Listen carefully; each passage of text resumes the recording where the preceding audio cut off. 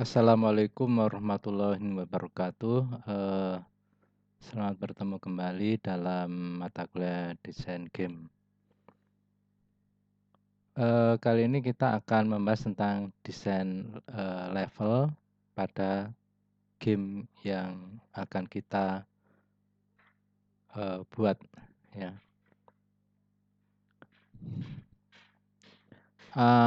Salah satunya adalah memilih fitur atau menambahkan fitur pada game kita.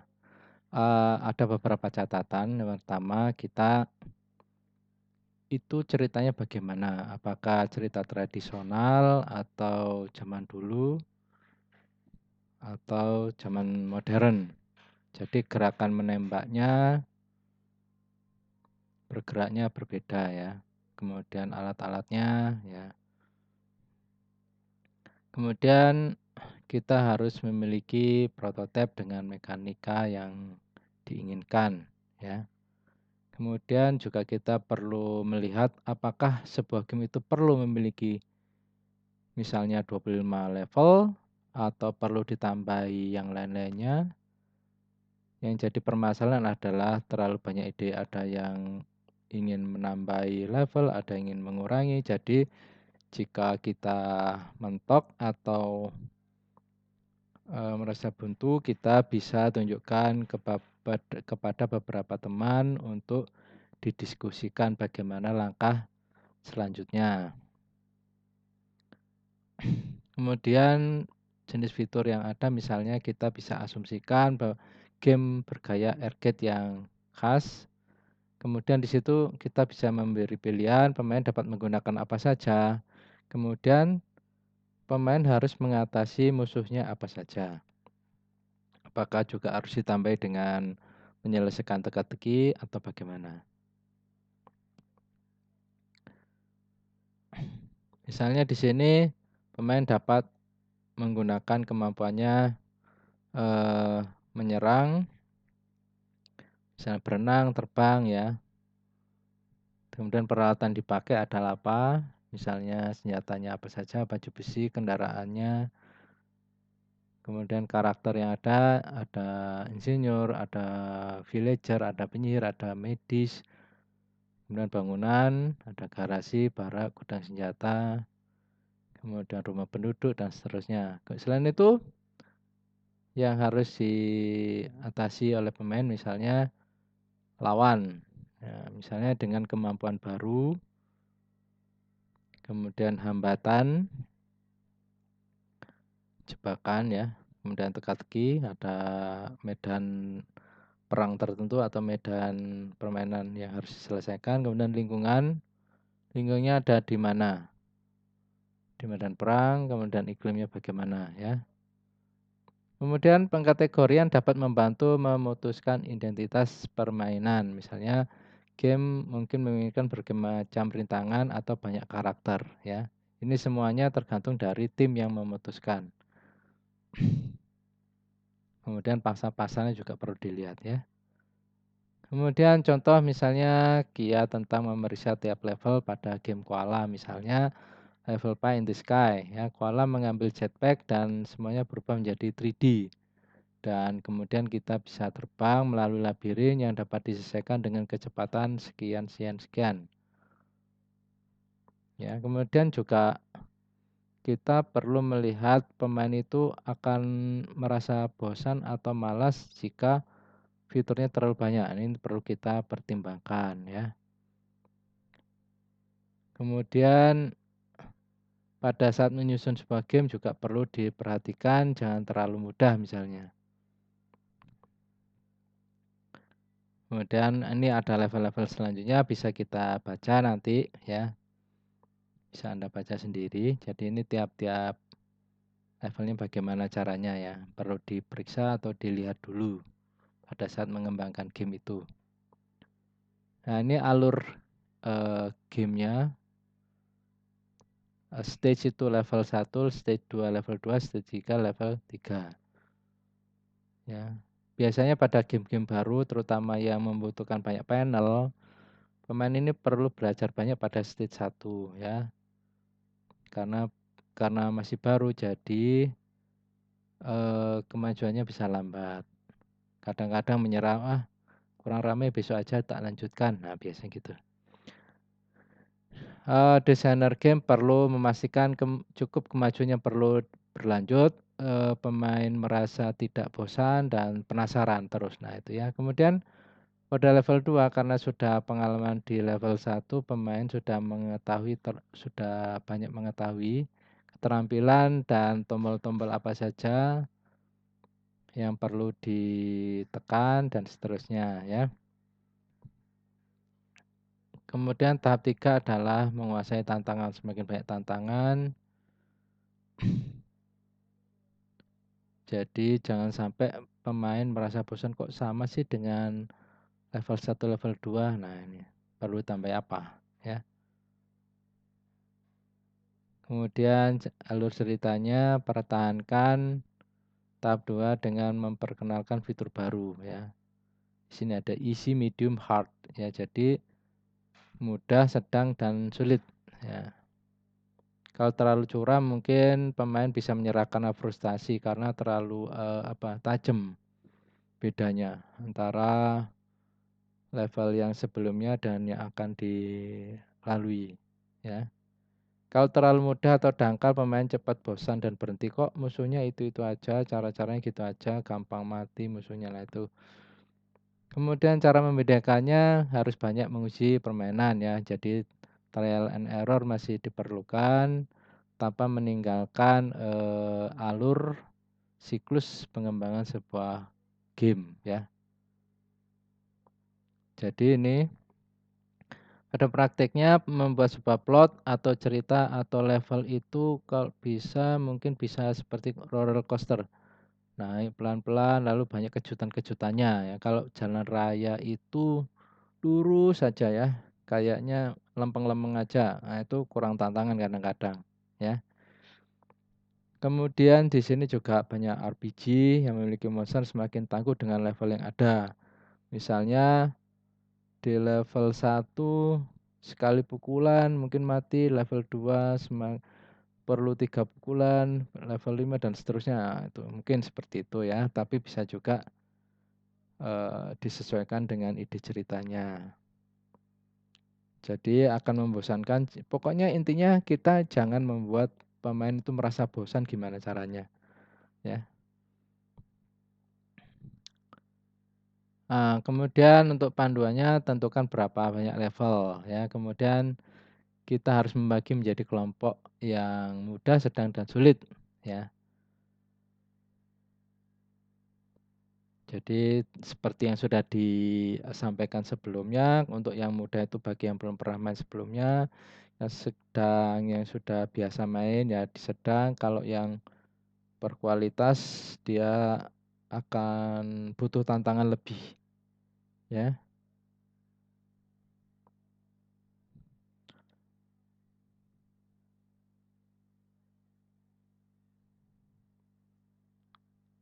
Jadi bagaimana membuat permainan itu yang membuat kita tuh merasa bermain ya, bukan melawannya. Jadi bukan stres tapi ya meskipun ada terkejutnya tapi kita menikmatinya itu gimana. Jadi memang kompleks ya. Cerita yang bagus, grafik yang bagus ya, tapi jangan terlalu membuang-buang atau terlalu banyak main efek-efek tapi ceritanya atau tantangannya nggak ada. Nah, itu jangan ya. Ini contoh misalnya game Crossbowman ya. Ini musuh terlalu cepat misalnya lari dan serang ya.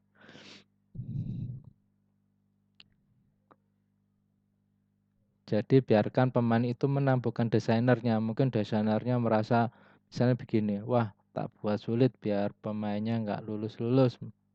Itu juga peminatnya bisa berkurang ya. Jadi memang nggak mudah ya buat game itu. Kalau terlalu mudah ada yang protes, terlalu sulit juga banyak protes. Jadi perlu kita sesuaikan dengan kebutuhan dan pasar sih. Ya, ngetren game apa kita bisa buat itu. Tapi juga perlu dipertimbangkan game yang akan tren di yang masa depan. Sehingga game kita nggak dianggap cepat basi misalnya. Kemudian untuk contoh-contoh masalah penyimpanan game ini bagaimana? Apakah menyimpannya pada saat karakter mati atau harus mulai dari gate awal, dari pintu gerbang awalnya? Wah, biasanya banyak yang, waduh, harus kembali nih ke pintu gerbang level 2. Atau yang kepingin saya, wah kok terlalu jauh. Wah, misalnya kepingin aktif atau istilahnya apa ya, hidup lagi karakternya pada saat dia di mana dia mati misalnya. Itu juga bisa diatur ya. Kemudian flow models Anda mau pakai yang mana? Nih seperti ini. Kalau linear tuh gampang, langsung start end ya. Ya. Ini secara umum seperti ini banyak digunakan oleh banyak game. Bisa juga seperti ini ya. Ada start end tapi di tengah-tengah ada bottleneck. Wah, banyak antri nih. Nah, harus berurutan. Bagaimana caranya biar cepat selesai? Nah, di situ ada bottleneck. Antri yang terus-menerus ya. Bottlenecking ya. Misalnya dia bingung mau pilih tangga atau lift. Nah, ini menyebabkan pilihan-pilihan itu tidak cepat sampai ke tujuan. Jadi mungkin pemainnya harus menghadapi musuh dulu atau memilih fitur-fitur tertentu ya itu. Nah, ini ada branch. Branch itu cabang ya. Misalnya seperti ini kita start, kita milih percabangan. Kita harus menyelesaikan cabang yang mana dulu. Nah, misalnya ke brand yang sebelah sini ya. Ini di sini biasanya banyak sumber dayanya ya.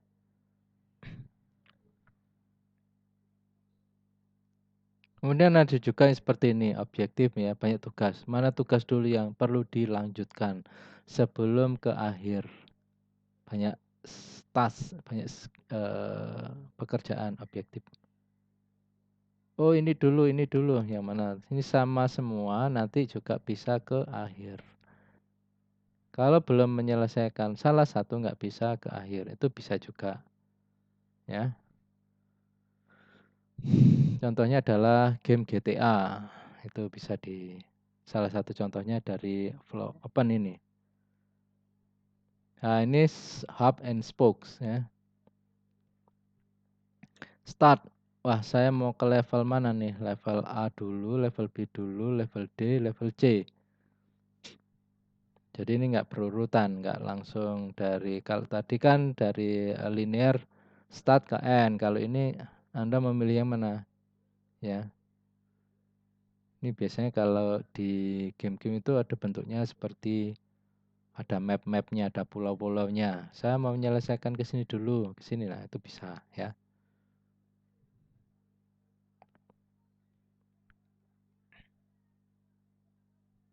Ya, untuk mendesain sebuah level harus brainstorming, harus diskusi ya. Misalnya untuk desain awal gimana nih? Kita mau pakai sistem open sama sistem linear, spokes atau gimana ya. Jadi sebaiknya seperti orang-orang yang sudah berpengalaman itu bahkan mereka masih membutuhkan kertas dan apapun ya. Dan catatan ya. Jadi memang benar-benar ditulis, digambar, ditempelkan. Lalu kita lihat bareng-bareng waktu habis rapat, pulang, besoknya datang, ngelihat di papan, oh ini yang belum selesai, belum selesai. Jadi memang sebaiknya dicatat. Kita kadang-kadang merasa, wah, oh ya ini gampang lah nanti tak anu, cuma ini waktu besoknya ternyata lupa, oh iya ya, nah, gitu ya. Jadi sebaiknya kita buat dengan kertas tempel ya.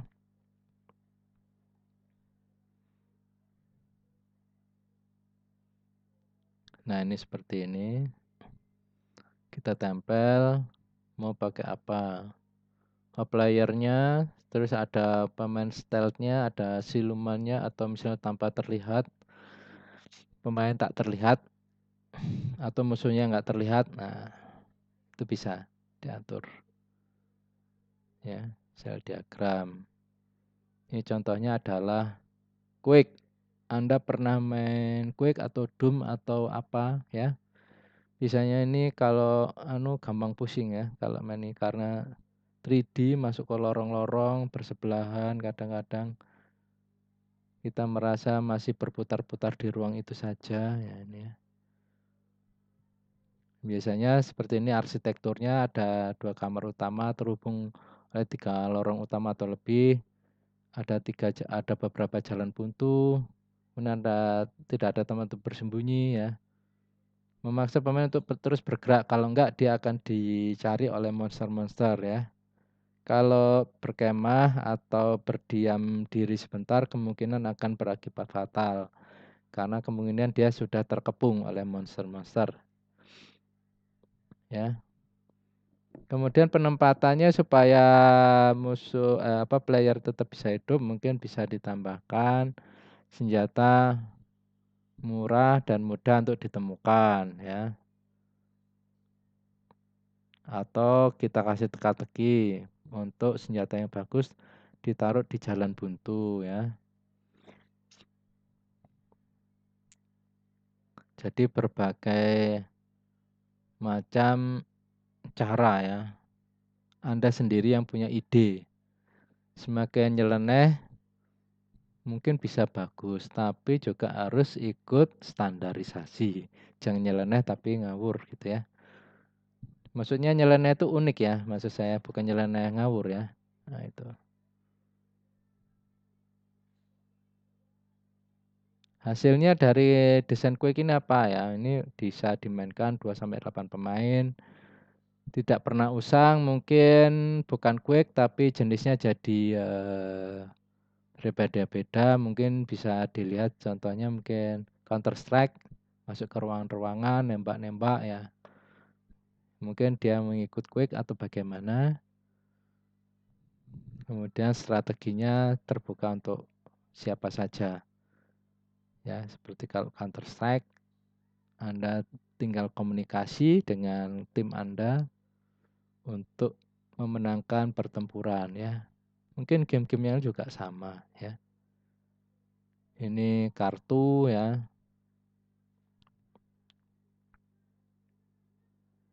Bagaimana main kartu nih. Tantangan desainernya bagaimana mereka masyarakat diminta main kartu tanpa merasa bosan ya. Atau perlu digabung dengan game yang lain ya, itu bisa diambil ya. Nanti konsep ya, kesulitannya sebuah game baru adalah memperkenalkan konsep. Kalau game-game yang sudah ada Angry Bird, Flappy Bird, nah itu kan mungkin ya ikut dari Angry Bird atau meniru ceritanya sedikit lalu dipoles sehingga berbeda. Ini yang sulit adalah mengenalkan konsep. Misalnya Anda kepingin membuat game permainan jadul, entah gobak sodor atau apa ya. Nah itu supaya game Anda mau dimainkan oleh para pemain, para gamer, maka Anda harus mengenalkan konsep. Nah, gimana? Apakah harus banyak iklan, harus banyak sering sosialisasi? Nah, itu sosialisasi maksudnya ya Anda sebar trailer-trailer gamenya di medsos atau bagaimana itu bisa ya. Ini sudah banyak ya seperti ini. Ini saya ambil dari materinya ini ya. Itu yang bisa disampaikan. Jadi untuk mendesain sebuah level ternyata tidak mudah. banyak pilihannya, tapi semua diserahkan kendalinya kepada tim. Tapi tim juga harus melihat pangsa pasar, jenis game yang lagi ngetren, jadi supaya kita nggak mubazir pada saat mendesain sebuah level. Oke, itu saja dari saya. Terima kasih. Assalamualaikum warahmatullahi wabarakatuh. Selamat siang.